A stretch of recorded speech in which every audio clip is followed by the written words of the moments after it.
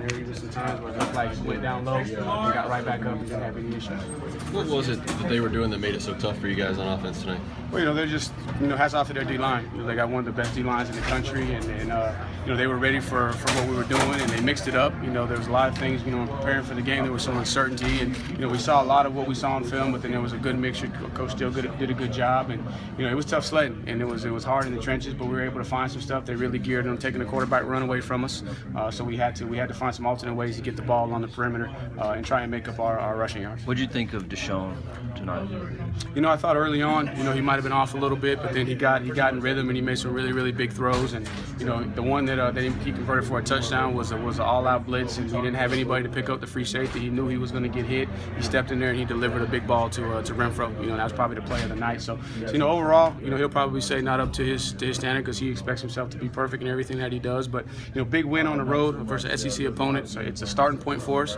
Obviously, a lot of things for us to clean up. It's a great learning opportunity, but nonetheless, the guys, they proved that they can find a way to win. I was surprised Wayne ran out of bounds there.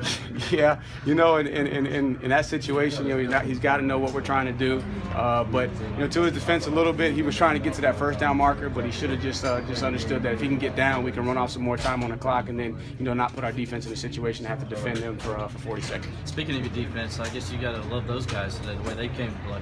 Oh yeah, we knew all along. Obviously, that a lot of people are focused on the guys that they lost, but we see them every day in practice, and it's tough for us to run the ball against them in practice, just like it was against that D-line tonight. But hats off to those guys. They were prepared, and man, let me tell you something.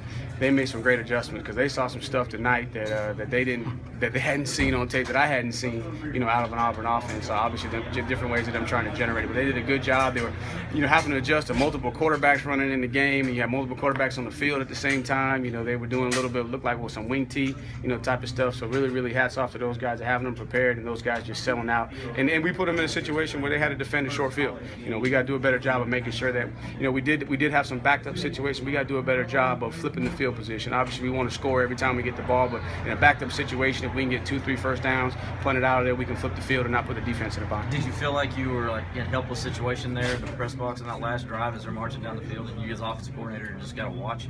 I had confidence in the defense, and we knew that we were going to call that play on fourth down and hopefully run the clock out and then put it back to our defense. We didn't feel like they could go the whole field.